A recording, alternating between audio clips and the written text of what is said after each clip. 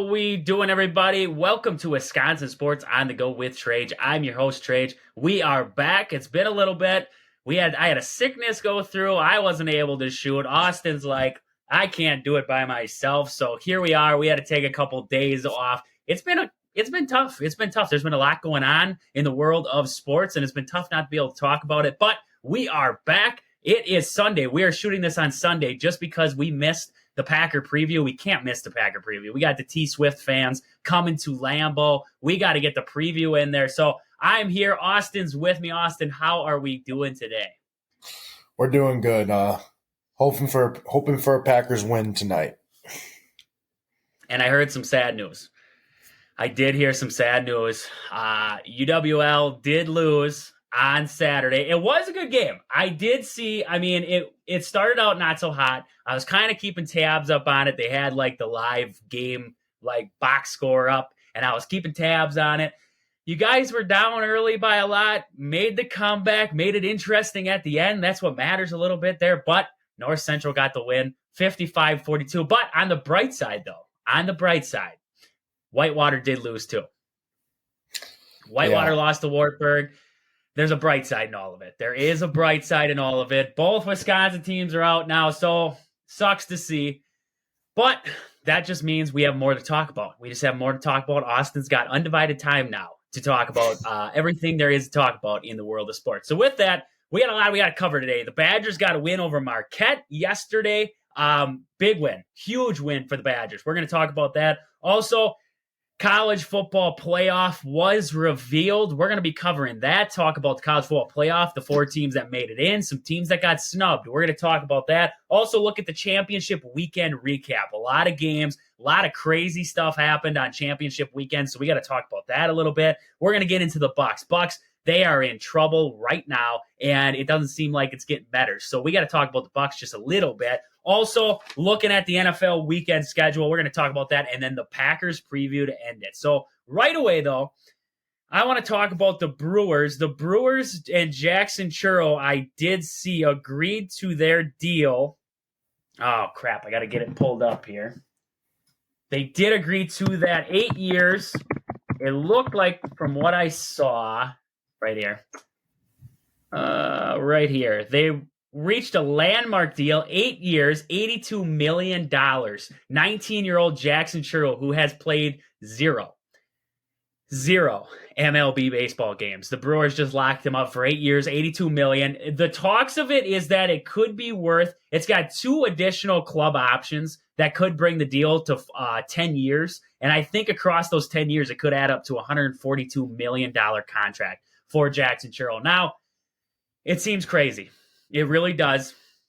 For a guy who hasn't stepped foot on a Major League Baseball field, it seems crazy. But number 1 prospect in some rankings, the number 1 prospect in all of baseball. In others, he's top 5, top 3 in the rankings. You got to lock him up early. If he gets to the majors, lights it up in his first year, that contract that they just signed was going to be massive. It was going to be through the roof. So now you have him locked up, $82 million over 8 years. That contract, you're adding up, it's about $10 million per year throughout there. Could add up to 142, depending on, I'm guessing, incentives and how he does in there. But it's a massive deal. Massive deal for the Brewers, and I believe it's one of the best deals that they've signed in a very long time, locking them up for a substantial amount of time. It just runs into the factor now, okay, so now we got Jackson Churro locked up. That means we're going to see him at the Major League level before long. You can't, having that big of a contract, we can't leave him down at AA or AAA. He's got to be up on the Major League roster pretty darn soon. That's my question now. You have Tyrone Taylor. You have Sal Frelick. You have Joey Weimer. You have Christian Yelich. You have Jackson Churro now. That outfield's loaded. You have a lot of guys out in that outfield, a lot of talent in that outfield. So what do the Brewers do with all that talent? I've seen a lot. I wouldn't be opposed trying Christian Yelich out at first base. I think he has the athleticism to maybe develop into a first baseman. I could see him in the DH role a lot more, but I could see him as a first baseman. I think that could help at the first base position where the Brewers are losing out on. But that still leads into the problem of, okay, now we have Tyrone Taylor, I even forgot Garrett Mitchell. You have Garrett Mitchell still then, Joey Weimer, Sal Frelick, Tyrone Taylor, Jackson Churro. Now you have 5 outfielders instead of the 6. Okay, so what do we do now? We are we have to make decisions now. What's going to be the moving pieces? Do we move Joey Wiemer? Joey Wiemer's the outcast to me right now. Garrett Mitchell, I believe, is a solid hitter. Sal Frelick showed it to us last season. Tyrone Taylor, he got hot down the stretch last year. So, I mean, right now, to me, Joey Wiemer's my outcast. Do you start him at AAA? Do you see what he does at AAA? And then maybe look at trading him. I don't know what the moves are. What do you think about this move by the Brewers, this huge contract that they just signed with Jackson Churro? What do you think about that for this Brewers organization? Yeah, all I'm thinking is he better play out to how the Brewers want him to play out, because that's a whole lot of money for someone who hasn't really proved himself. I mean, he's proved himself in minor leagues, but getting that kind of contract without, like you said, playing any MLB baseball is surprising. And, I mean, if he doesn't work out how the Brewers think he's going to work out, then they kind of just have this contract with this guy, paying him loads of money. And, I mean, they could trade him away. I mean, either way, they're going to have to pay him the money. So, yeah, all I'm thinking is hopefully he works out. But then also, like you said, it comes that we have all these really good young outfielders, and it's going to be an interesting case to see how the Brewers play this out. Like you said, moving Yelich to first base, possibly. I don't know. It's kind of like how when Ryan Braun at the end of his career, we had so many outfielders, and we were like, well, let's see if Ryan Braun can play first base. And I mean, he played there a couple games, I'm pretty sure. I don't know how many games he played there, but then next thing you know, he was kind of out the door. But yeah, it will be interesting to see. I don't really know a whole lot on Churro, because I mean, I don't really keep up that much with Brewers minor league baseball, but I do know that he's obviously ranked very high in the minor leagues all together, just because I know Brewers have a very good minor league system as well for them. And then it seems like once guys get up to the major leagues, they do really good. And then next thing you know, they ask for a whole lot of money and then they're out the door. So, I mean, it is good that he is getting paid good right now if he is able to produce when he gets to the major leagues.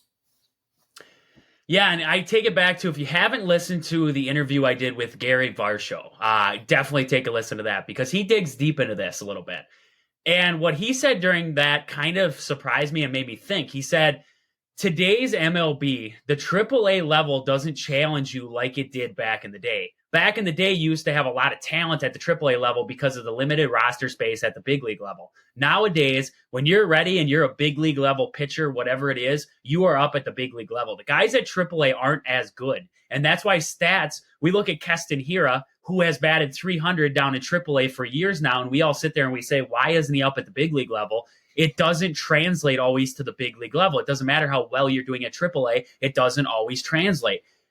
That's my worry, is that right now, when I take a listen to that, now Jackson Churro has all the makeup. He has the swing path. He has the speed. He has all the mechanics. He is a great baseball player, and you judge him on that. You can't judge guys on stats anymore. And I took that from what Gary Varsho said, and that just stood out to me, is that we can't judge what these players are bringing us by what their stats look like in AAA. Look at Joey Wiemer last season. Joey Wiemer was a 300 hitter all the way through the minor leagues, gets up to the big leagues.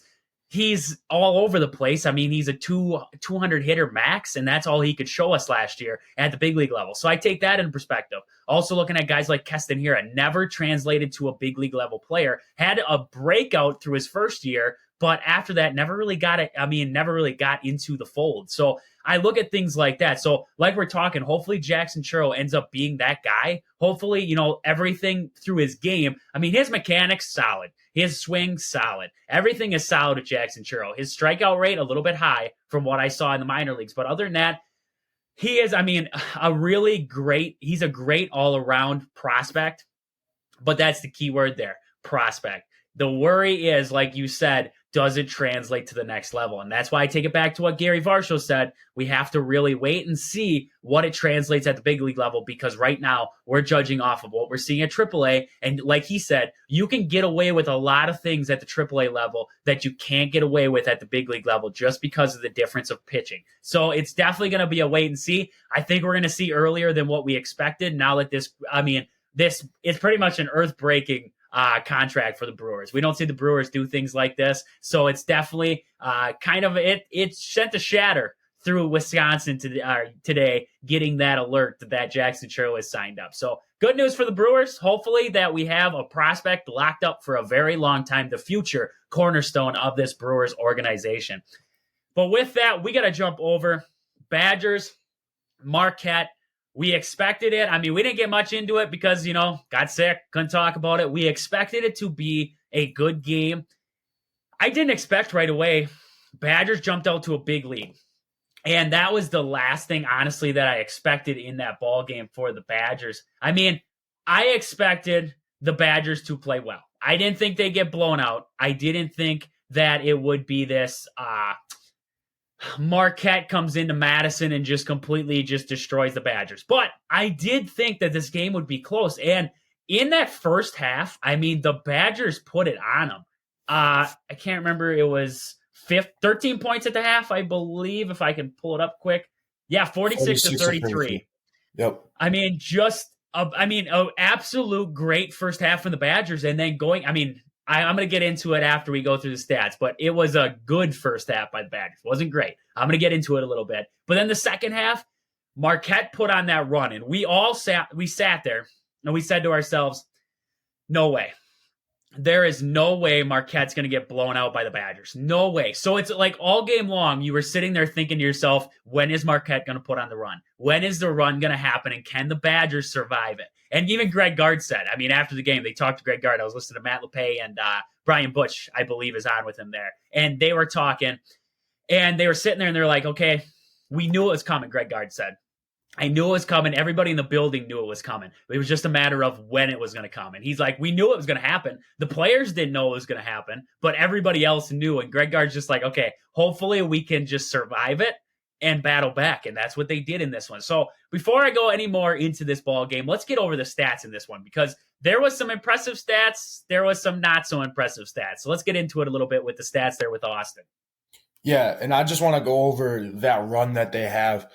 The Badgers had a 10-point lead around half, like a little bit before halftime, and then they went on that run, and the Badgers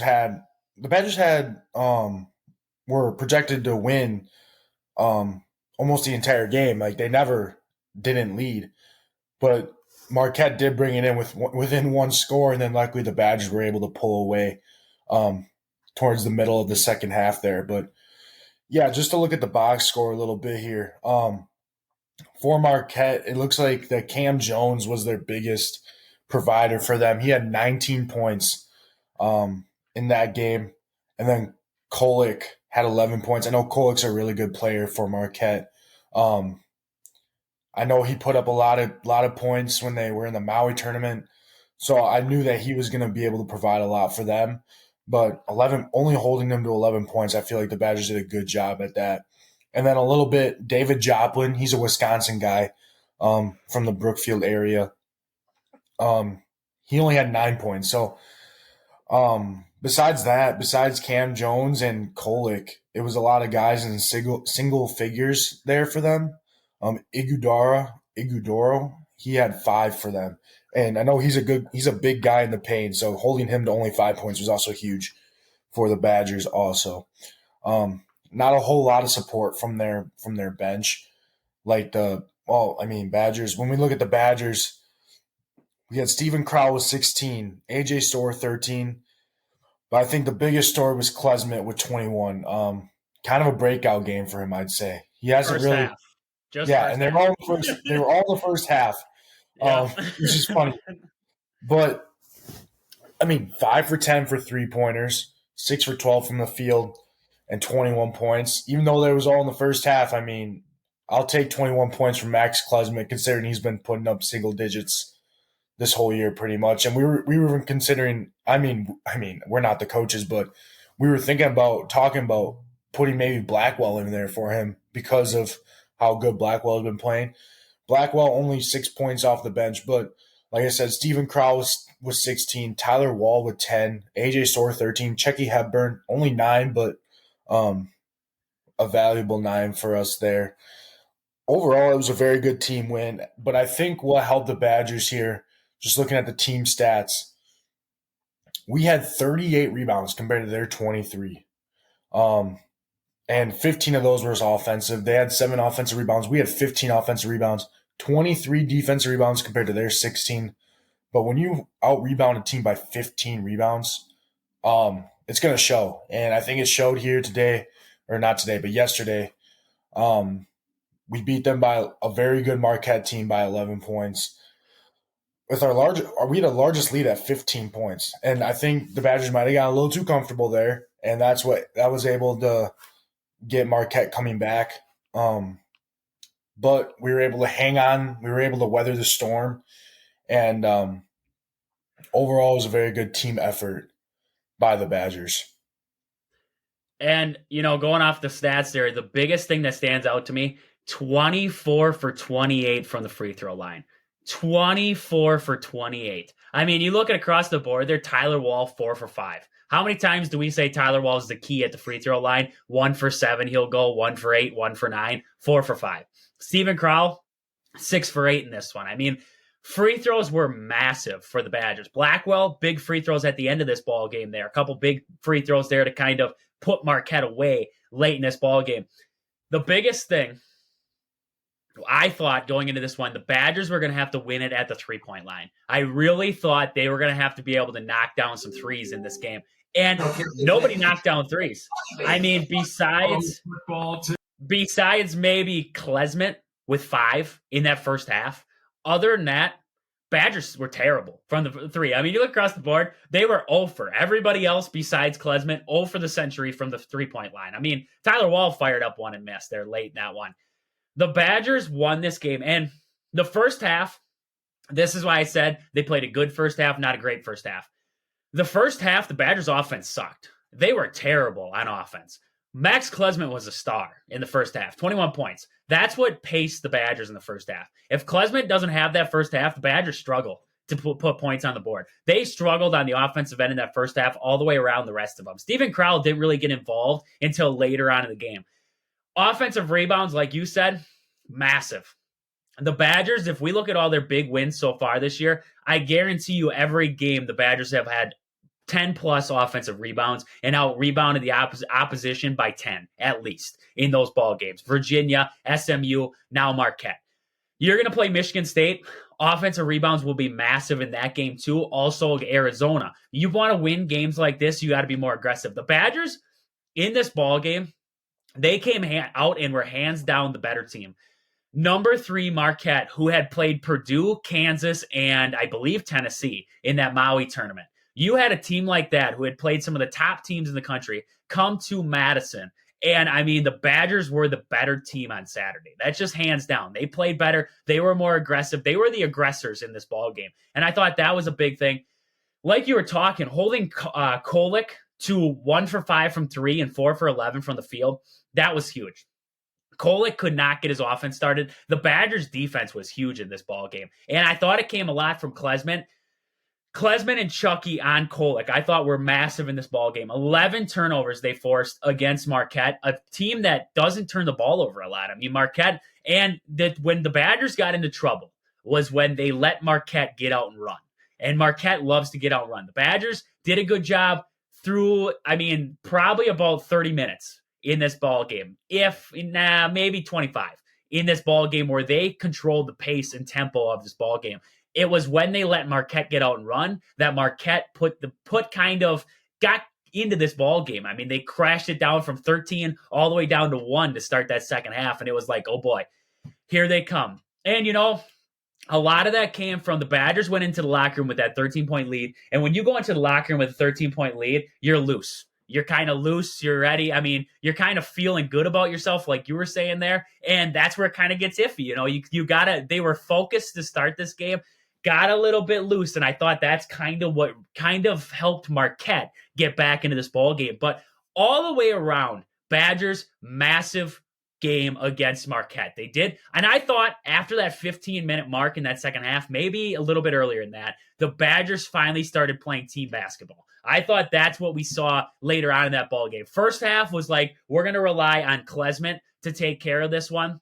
And He did for the most part. That was, 21 points. The dude couldn't miss. He was hitting step back. He was hitting side shuffle threes. Klesmit couldn't miss. Then you go into this second half here, and it seemed like the Badgers all the way around started playing that team basketball. We got everybody involved. We got Storr. I thought Storr played a good game. He wasn't finishing at the rim, which we'd love to see, but he was getting to the rim, and I thought that was huge.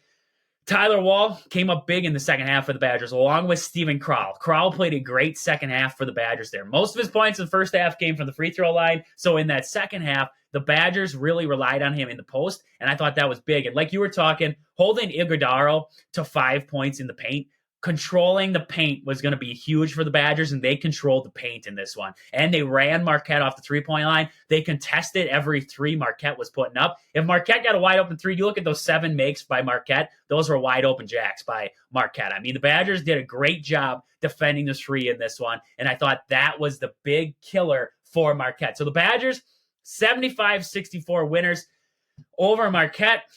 The new rankings will drop on tomorrow, so I'm assuming, this will be really, you guys may be able to listen to this as it's being released, but the Badgers will probably jump into the top 25, I would assume, and then a date with Michigan State on Tuesday. That's going to be massive, especially with the date in Arizona on Friday against the Arizona Wildcats, who I assume will probably be, they might be the number one team in the country here because, you're going to have a massive game there with the number one team in the country because Purdue did lose to Northwestern. So Purdue is going to drop from the 1 ranking. Marquette's going to drop from the 3. So I assume Arizona will jump into that number 1 spot. So the Badgers will have a date with number 1 Arizona come Friday. So that's going to be a big week of college hoop for the Badgers. Anything I missed in there you can think about? No, I think you hit everything. Everything that I was thinking. And it also next week or next time against Michigan State, that's going to be a big game to see if they can continue playing this well. That'll be a huge game for them because Michigan State, even though they're not ranked, still a very good team coached by Tom Izzo over there. So the Fighting Izzos are always a great matchup for the Badgers. Izzo always has his guys ready. So it should be a big matchup on Tuesday for the Badgers. Hopefully keep it rolling. But with that, as we're recording this, the college football playoff selection show is on. They did release the college football playoff. Michigan comes in at the 1 spot. Washington got the 2, followed by Texas with the 3 and Alabama with the 4. I said this morning. I released it on the Facebook page, and I was, everybody I could see who was making comments and everything, I was releasing it to them. And I said this same exact one. My simple reasoning. I watched Alabama. Alabama beat Georgia more than what it looked like. That was, it was a 3-point game at the end, but Alabama won that game by double digits. It just, that game was never in Georgia's favor. Alabama controlled that ball game. So to beat this Georgia team who has held the number 1 ranking all season long, I jumped Alabama in there simply because I watched Florida State and Louisville last night. That was bad. Florida State's offense without Jordan Travis running the quarterback spot, just not a good offense. Their defense is what won them that championship game. Other than that, Louisville, if Louisville plays anywhere great in that ball game, they beat Florida State. We don't even have to worry about it. So I like the top 4. Honestly, Texas had to get in there because if you jumped Alabama over Texas, that would just be nuts. Because if head-to-head, I don't care that it was early in the year. I don't.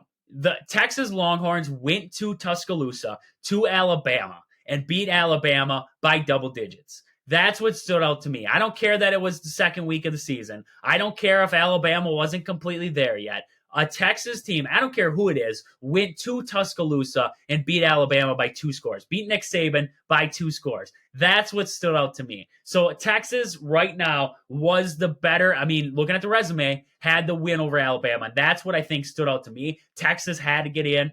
And, it was between Alabama and Florida State for that 4 spot. I just thought that Alabama's record and everything else, their resume, stood out a little bit more to me. SEC champion, beat Georgia, only 1 loss. I know Florida State's undefeated, but 1 loss. They look great in that win over Georgia. I had to throw them in. I threw Alabama in the back end of that just because, that's just what I saw. They were hands down the better team over Florida State. Yeah, and I liked Washington. People are down on them, but they had a very impressive win against Oregon. Michigan, a little. I expected them to be a lot better against Iowa. Not so very good Iowa team, but they were able to pull it out there. I think it was like 26-0 or 23-0. I can't remember the score. 26-0. 26-0. Yeah, I'm honestly not surprised Florida State dropped out. Like you said, they played very sloppy against Louisville. Louisville had their chances to win the game for sure, especially when they were in the red zone after Louisville tackled the punter way behind the line of scrimmage, and they were inside the red zone, and then they ended up throwing a pick. I think that would, if they would have scored a touchdown there, that would have boosted Louisville's confidence and probably won them the game. But especially with Florida State's third string quarterback out there not looking too good, I'm not surprised that they dropped out. And Florida State fans are probably gonna be very mad, but I mean, they did not look impressive, and I don't think they wouldn't have competed against these teams, especially with a third string quarterback. Not surprised that Alabama got in there, honestly, because I mean they did beat number one Georgia, and even though it looked close, like you said, it seemed like Alabama kind of dominated the game the entire time. And then Texas, I think Texas's win against Alabama earlier in the season really helped them in this case get in there, and then they kind of killed Oklahoma State in their conference championship. I think this will be a good college football playoff year this year, because a lot of times we kind of went into it and we're like, well, I mean, who can even compete with Georgia this year? I mean, Georgia's going to dominate all these teams. I think this year it's pretty balanced, and we're going to see with that first game, Michigan versus Alabama, how Michigan's going to be able to respond to an Alabama team who just beat Georgia. So I think it'll be fun to watch for sure. It's definitely, yeah, I agree. It's definitely going to be an interesting college football playoff. Not seeing Georgia in there, really surprising. Really surprising not to see Georgia in the college football playoff for the first year in a while, especially seeing Michigan and Washington on top. I mean, we don't see Michigan and Washington on the top of the college football playoff.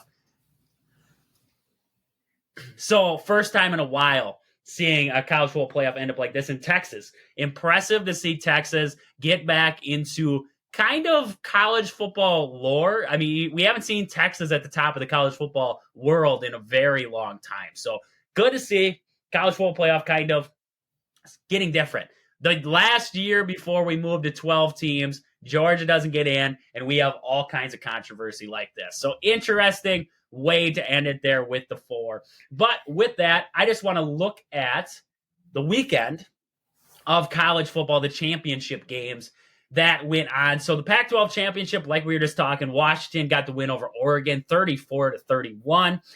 The Conference USA championship, Liberty stays perfect on the season, 49-35 over New Mexico State. Alabama got the win over Georgia, 27-24. Michigan, I expected a little bit more, I guess I could say, a little bit more of a blowout. But, I mean, Iowa's defense looked good. Iowa's defense looked good against Michigan in this one. If they had any kind of offense, Iowa would be a pretty good football program. 26-0, that win over Iowa. Florida State got the 16-6 win in the ACC championship over Louisville. Texas with the 49-21 dominating win over Oklahoma State in the Big 12 championship. And Tulane, the Green Wave. SMU just completely took care of them. 26-14, the Green Wave lost the AAC championship. So out of all them, Austin, which one stood out to you the most? I would say for me, Texas dominating win over Oklahoma State. I figured that one would be a little bit closer. Texas put the hammer down. 21, I mean, they had, what was it? 35-14 at the half. I mean, they were just, completely running Oklahoma State out of the building. Other than that, nothing really surprised me. Nothing was really anything that was baffling. I had Washington winning. Alabama, they've been playing better as of late, so I saw that game could potentially be Alabama's way. So nothing else really surprised me. What about you? Yeah, I was going to mention the Texas-Oklahoma State game also. Texas is playing some really good football right now, and I think with this big win here, it could propel them forward against Washington. It's going to be a really good game between those two. And like you said, SMU over Tulane. Sad day to be a Green Wave. I was hoping they would win, but SMU they just played better football that day, and they got the win. So, but yeah, overall, nothing surprised me at all with any of these games. So there we go. There we go. We have the college football playoff set. Those games will be on January 1st. I believe the first one will be Michigan and Alabama. That'll be a 4 or 5 Eastern kickoff, and then an 8:45 Eastern kickoff for Washington and Texas. But with that, we got to jump over. We're going to get to Austin with our fact of the day. We got 2 facts of the day today. First one, on December 3rd, which is today, 1901, at the MLB meeting, the Milwaukee Brewers franchise is officially dropped from the American League and replaced by the St. Louis Browns. That was a while ago, over a century. So, and then tomorrow for Monday, we got a double downer here. In 1977, the NFL's 5,000th game was played, and Cincinnati beat Kansas City 27-7. That's kind of crazy how in 1977 the NFL played its 5,000th game, and now we're in 2023. Who knows? We're probably close to that 10,000th mark. So a lot of football played within this century.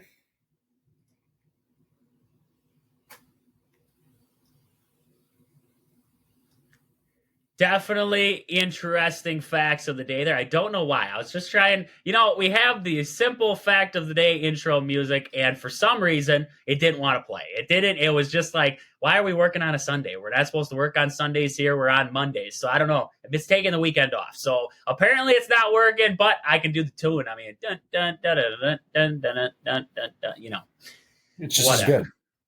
It's just as good. It's right there. Did you know that freezers are impossible to get right now? Impossible.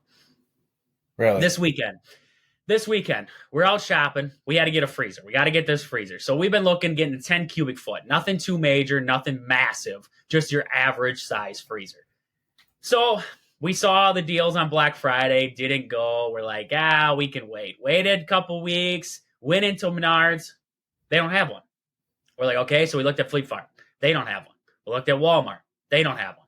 Well, why don't they have 10 cubic foot? So we went over and we asked the people on Menards, we're like, okay, how long until you can guys get us this freezer in? If we ordered it to the store, how long it would take?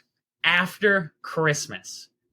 They are back ordered until after Christmas for freezers. Are you kidding me? I mean, we ended up with a 7 cubic foot, so a little bit smaller. I mean, we can make do with it for now. I mean, we're going to make it happen. We got a deer coming, got to get it into the freezer. But I was like, they didn't have 13. I mean, they didn't have 13 cubic foot freezers. All they had was a 7. I was like, what? I mean, whatever. I mean, this is just ridiculous. The time we're living in, I can't even buy a freezer anymore. It's like this year, everybody just thought themselves, my freezer sucks. I'm going to go buy a new one. And Lord and behold, I should have got one on Black Friday. I made the mistake. It was my mistake. I got yelled at for it already. So I made the mistake that I should have got the freezer on Black Friday.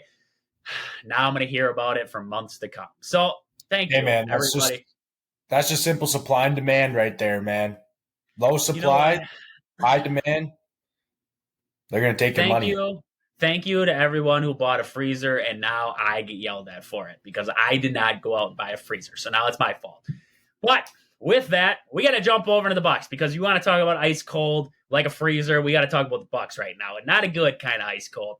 The Bucks, I believe since we talked last, we didn't get into that Bulls game where they lost in overtime. We didn't get into that one, and we did not talk about the win yesterday against the Hawks. We did not talk about either one of those games. So, Austin, you got the stats pulled up for that Bulls game, that the loss that never should have happened to the Bulls. Yeah, let me pull them up real quick. Just looking at the box score. Here. Giannis, he had 26. Lopez had 20. Lillard with 18 and Beasley with 19. Chris Middleton only 9 points there. He only played 27 minutes. but only 9. And then the bench, Bobby Portis with 4, Beauchamp with 7, Payne with 6, and then Jackson Jr. with 4. So it looks like Pat Connaughton did not play. He could be injured there. I'm not entirely sure of that whole deal there. 3-point, we shot 16 for 48, 33%. Chicago shot a little bit better, 35% from threes. But looking at their starters, Williams had 12, Vucevic had 29, White had 23, Caruso 11, and DeSumo had 14 for them. What I think stood out for them a little bit is their bench play. Craig had 10, Andre Drummond had 10, and Carter had 11. So a little bit better bench play from the Bulls than our guys, but our starters their starters, especially Vucevic, kind of dominated, 29 points in the paint there. And then Caleb White had 23 for them. Looking at the team stats overall, I didn't really do a deep dive into these guys because I didn't know we were going to be talking about Chicago Bulls, but it was pretty equal overall. They shot more free throws than us, 17 for 22 compared to our 9 for 13. They out rebounded us too, 51 out of 40 or for 40 compared to 43 for us. It's just I didn't expect them to lose to a Chicago Bulls team who's 6-14, 5-6 at home. We're 13-6, 5-5 away. I mean, we were winning, it seemed like, throughout most of the game. And then when it came down to when it mattered, we kind of collapsed and they won in overtime 14. They scored 14 points in overtime compared to our 7. So not a good look at the Milwaukee Bucks playing against Chicago Bulls. And no DeMar DeRozan, no Zach LaVine. 2 of the stars for the Chicago Bulls did not play in this ball game, and you still lost the game. You lost the game to a team basically playing the backups. We're playing the backups at this point. And, I mean, they just all around outplayed the Bucks, and it came a lot, like you said, from the bench for the Bucks. I mean, you look at the bench right now, not doing terribly well. Bobby Portis hasn't been playing great as of late for the Bucks. Beachcamp, he does your average stuff. Cameron Payne has never really turned into anything this year. And Jackson Jr., we knew this coming into the league. He wasn't going to be a great offensive threat. The Bucks need an offensive threat. They don't have it. There is no offensive threat for this Bucks team off the bench right now. I mean, right now, you have your starters you can rely on. After that, it turns into a struggle. No Jay Crowder right now. He's a little bit of an offensive threat, not a great one. You're missing a deep bench right now if you are Milwaukee. Like you were talking in that one, look at the difference in the bench. I mean, Andre Drummond scored more points than our bench did. I mean, Carter, Javion Carter, a guy the Bucks let go, didn't sign back. He went and signed with the Chicago Bulls. He's balling out for the Bulls right now. We have lost pieces over the years on the bench, and it's starting to show for the Bucks right now. We're relying heavily on the starters to take care of business, and when they can't do it, we're done. We're done. The Bucks defense, not playing great right now, like we've talked about in the past. They aren't playing great, and we saw that in overtime there. 14 points for the Bulls in overtime. Bucks could only muster 7 points in overtime. The Bucks have a lot to figure out. I mean, there's a lot to figure out hands down. You have too talented of a starting lineup right now to not be putting teams like the Chicago Bulls, especially with LaVine and DeMar DeRozan not playing. You have too much talent not to be able to put a team like that away, especially when you have your starting 5. Nobody sat. You had Giannis played a full game. Brook Lopez, Damian Lillard, Beasley, and Middleton. Middleton's still injured-ish. I mean, still playing his minute restriction.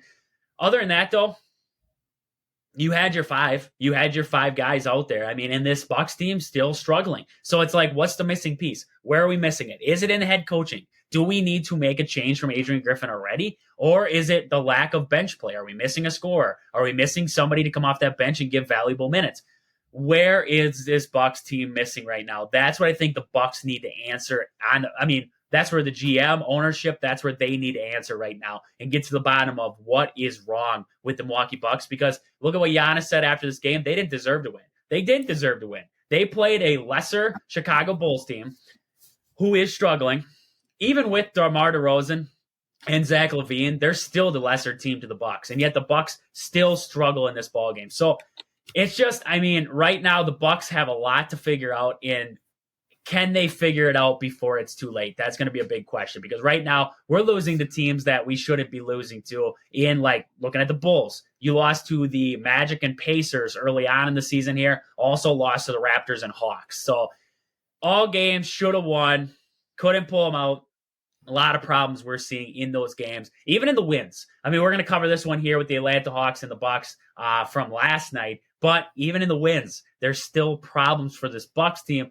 Going up against the Hawks here, they trailed for a part of this game against this Hawks team. So lots of problems. They weren't really playing their best ball against two not so great opponents. So let's get to the box of the Hawks and the Bucks here. Talk about that a little bit, and then we'll move out of them. Yeah, let's start with the Hawks team. Clint Capella, he had 10 points. Hunter for them had 12. Bay had 17, but I think I know where most of their production came was from Trae Young and DeJounte Murray. I mean, Trae Young had 32 points for them, and Murray had 30 points for them. They also had a little bit of bench help there. Bogdanovich for them had 14. So overall, it was Trae Young and Murray kind of carrying the load with 32 points and 30 points for them. Then when we take a look at the Bucks, Giannis, he had 32. Chris Middleton, still only 25, but as we said, minute restriction there. 12 points. Brook Lopez, only 11 points.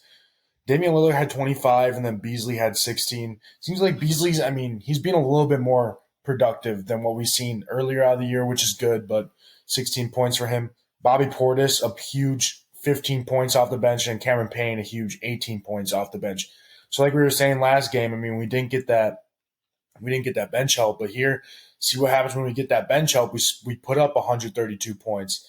So I think that's where majority of the problems come when we're losing these games, is definitely the bench.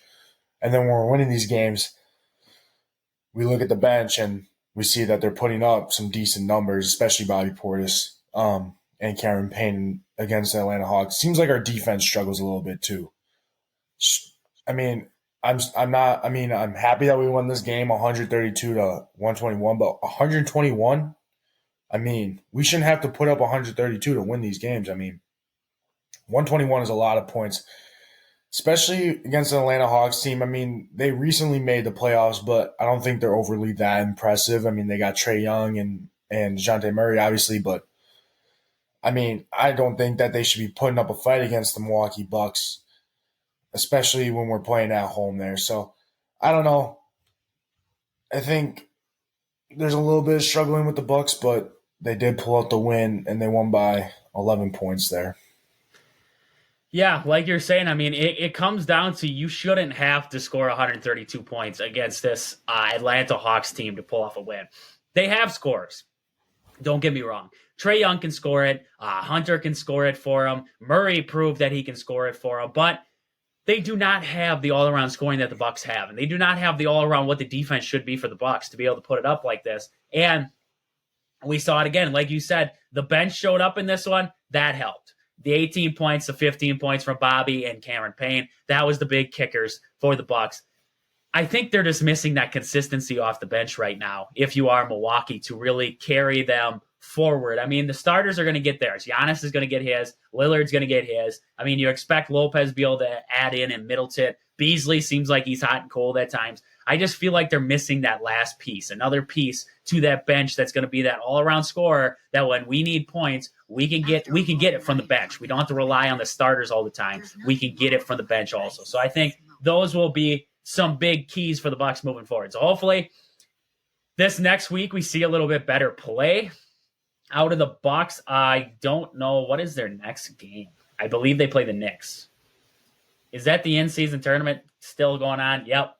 Quarterfinals, the in-season tournament, that's coming up in the 5th, so that will be Tuesday. That'll be Tuesday there versus the Knicks. So you got the in-season tournament going on right now. Hopefully the Bucks keep advancing into that, and then we see a good game against the Knicks there. We'll beat the Knicks early on in the season. Hopefully see them beat them again here. But this time we see the Bucks play all around better basketball. I think that's going to be a big key to this one. But with that, let's jump over NFL weekend schedule. We got to go through our picks real quick. Just so we know, this is at 11:52, so we are picking this before the games have started, just so we can state that, so we don't get told that we lie. Right away, 12 o'clock, we got the Colts and the Titans. I'm going to take the Colts in that one. Yep, I like the Colts. They've been playing some pretty decent football, so. Then we have the Chargers and Patriots. I'm going to take the Chargers to get the win in Foxborough. Yeah, talk about a stinker team from last week. That's the Patriots right there. You know, they are definite stinkers out there in Foxborough right now. Next up, we have the Lions and the Saints. I think the Lions bounce back after a loss to the Packers there on Thanksgiving. I think the Lions are going to be hungry for a win here. I like the Lions. Next up, Falcons and Jets. I think it's a good storyline if the Jets win because they get closer to getting back to 500 for an Aaron Rodgers return. I just don't think they win this one. I think the Falcons win it. Yeah, I like the Falcons. Tim Boyle didn't look impressive in his one start, so I like the Falcons winning this one. No, he did not. Next up, we have the Cardinals and the Steelers. I'm going to take the Steelers to win that game. Yeah, I like the Steelers, especially without Matt Canada. They're kind of doing a little bit better on the offense there, so I like the Steelers. I just like their defense. I think their defense will win this one. Next up, we have the Dolphins and Commanders. I think the Dolphins will be too much. I think they'll take down the Commanders. Yeah, I like the Dolphins too. Texans and Broncos. I like the Texans. I thought they played a pretty good game against the Jaguars last week and failed late. I think the Texans will win this game over the Broncos here. I like the Broncos. Broncos on the road. He's taking Russell Wilson on the road. Next up, Panthers, Buccaneers. Panthers haven't been able to figure it out at all. I'm going to take the Buccaneers to win this one. Yep, I'm going to go Buccaneers also. Next up, Browns and Rams. Browns, offense kind of sucking. They're stinkers for sure. They play the Rams, who are really stinkers. I'm going to take the Browns to win this game over the Rams. Joe Flacco making his return back to the NFL. I'm going to go Browns. Next up, in one of the biggest games of the week, 49ers, Eagles. I think I'm going to go with the Eagles at home. If this game was in San Francisco, I think I'd take the 49ers, but I'm going to take the Eagles at home. Yeah, this one's got to be probably my game of the week right here. I just like Jason Kelce, so I'm going to go Eagles because I like their center. We're going to skip the Sunday night game because we're going to talk about that with the Packers and Chiefs. Next up, Monday night, Bengals and Jaguars. Bengals are a mess. They're a mess. They do get T. Higgins back, but I still don't think they have the quarterback play. I'm going to take the Jaguars. They've been playing good football as of late. I like the Jaguars. They're playing some really good football, so. Okay, so there are our picks for the week. Next up, we're going to jump into the Packers preview. Packers, Chiefs, 7:20 tonight. They're going to play on NBC. Sunday Night Football at Lambeau Field. Nothing better than a little bit of late getting into December football versus the Chiefs at Lambeau. So it should be a good game. Right now, Chiefs are heavily favored in this ball game. But, Austin, let's get to the stats a little bit for this one. Yeah, just to look at the stats for the Kansas City Chiefs. I think everyone knows their quarterback, Patrick Mahomes, there. 280 out of 411, 68% completion rate there, 2,917 yards, 21 touchdowns, 9 interceptions, only 14 sacks on the year. So he's not a whole lot of pressure there for Patrick Mahomes, but he's also able to escape a lot from them. Isaiah Pacheco leading the rushing for them, 158 carries, 669 yards, and 5 touchdowns. Patrick Mahomes also adds 305 rushing yards on 53 attempts, and then their second running back, Clyde Edwards-Helaire, 38 carries for 134 yards for them there, and then 1 touchdown. So pretty much everything's relied on Isaiah Pacheco in the run game for Kansas City. And then receiving, Travis Kelce, everyone knows who he is. I'd assume 88 targets, 732 yards, 5 touchdowns for them. And then Rashee Rice has 527 yards receiving on 44 receptions and 5 touchdowns. Marquez Valdes-Scantling used to be on the Packers. He has 248 yards on only 15 receptions and 1 touchdown. So, besides Travis Kelce, Rashid Rice, there's not a whole lot going on with their receiving core. I know Marquez Valdes-Scantling dropped a huge pass against, I can't remember who it was who they were playing, but they had a chance to win it at the end there, and he ended up dropping it, going right between his hands. So, not a good look for Marquez Valdes-Scantling there. But on the defensive end, Drew Tranquil, a linebacker for them, 71 total tackles. Then Justin Reed has 58 total tackles, and then Trent McDuffie has 57 total tackles for them. Leading the sack though, Chris Jones. He's on the D line there. He's a veteran there. He's very experienced. He has 7.5 sacks for them. And then also Mike Dana has 5.5 sacks for Kansas City. This is a very good Kansas City Chiefs team here. Like you said, heavily favored, 71% chance winning there that they have over the Packers. But I think the Packers still have a very good chance at winning this game, especially with their performance over the Lions. I think, in this one, it's going to be a lot on how much can the Packers defense pressure Mahomes. And I don't mean blitzing Mahomes. I mean, how can they make him get rid of the ball faster? It looks like right now he's averaging about 3.4 seconds to throw the football. And that is fourth best in the NFL. Right now, Jordan Love is sitting at 2.76 seconds to throw on average right now. So to put kind of Mahomes into perspective, but the Packers you can't all out blitz. You can't zero blitz Patrick Mahomes. He's got the ability to escape the pocket. You have to keep him in the pocket. You have to make the pocket collapse on him. And, you're going to have to spy him a little bit. Patrick Mahomes likes to get out of the pocket. He likes to run. The Packers are going to have to kind of keep him in that pocket, keep him kind of there. And I think that'll add a lot of aspect to this game.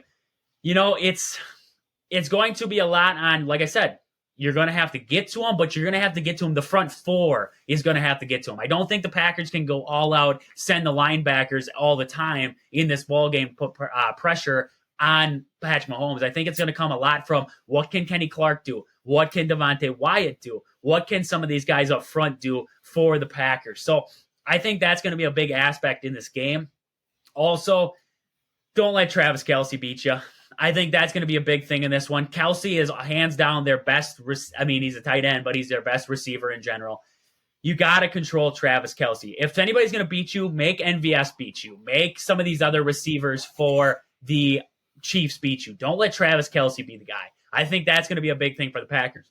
Kind of controlling what Travis Kelce can do in this ball game. Also, time of possession. Keep Patrick Mahomes off the field as much as you possibly can. Looking at the defense for this Chiefs team, they are one of the best pass defenses in the league right now. Looking at passing yards against the Chiefs, 1,943. That's second best in the league right now. So this Chiefs team isn't susceptible to pass, but looking at the rushing against this Chiefs team, they're kind of middle of the pack. They are about 1,247 yards they've given up on the ground. That's about middle of the pack compared to teams like the 49ers, who have given up 902 yards on the ground right now. So this game will be won, I believe. Can the Packers get their run game going? I think that's going to be huge. I think it's going to be huge whether or not the Packers can find any kind of run game in this one. It kind of leads me towards, what does A.J. Dillon do in this ball game? What do some of these other guys do? Looking at the injury report leading into this one, I don't know if can you find a finalized one? Do you see a finalized injury report for tonight's game yet? Yeah, as of December 3rd, so today, Jaden Reed is questionable. With a chest. He's listed questionable for tonight's game. Darnell Savage, questionable. He was activated off the injury reserve, but still questionable. Eric Stokes, still on the injury reserve there, listed as doubtful. Jair is questionable for tonight's game. So is Rudy Ford, Devondre Campbell, Josiah DeGuara, and Dontavian Wicks. All of them are questionable for tonight's game. And then Aaron Jones is out for this game as well. So a lot of guys there. Luke Musgrave's still on the injured reserve there with I'm pretty sure it was the lacerated liver there or whatever it was. And then Emmanuel Wilson is also on the injured reserve, but that was of November 22nd, so he could be back a little bit longer ago. But as of December 1st, Jair Alexander, Rudy Ford, Devondre Campbell, Josiah DeGuara, and Dontavian Wicks are questionable.